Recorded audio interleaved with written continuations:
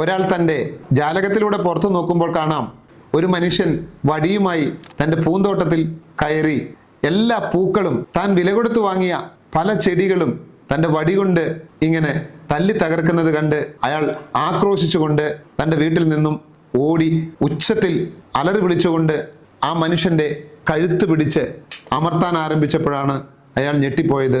അയാൾ അന്ധനായിരുന്നു. വഴി നഷ്ടപ്പെട്ടപ്പോൾ തൻ്റെ വടി കൊണ്ട് അയാൾ വഴി തേടുകയായിരുന്നു. ആ വഴി തേടലാണ് തൻ്റെ പൂക്കളെയും ചെടികളെയും നശിപ്പിക്കുന്നതായിട്ട് ആ മനുഷ്യന് തോന്നിയത്. പെട്ടെന്ന് അയാളുടെ കൈകൾ അയഞ്ഞു. അയാൾ ആ അന്ധനെ വഴിയിലേക്ക് ഇറക്കി വിടുകയും ചെയ്തു. പ്രിയപ്പെട്ടവരെ, പലപ്പോഴും നമ്മുടെ ജീവിതങ്ങളിലേക്ക് കടന്നു വന്ന് പല മനുഷ്യരും നമ്മളെ വേദനിപ്പിക്കുമ്പോൾ ഓർമ്മിക്കുക, അവരന്ധരാണ്.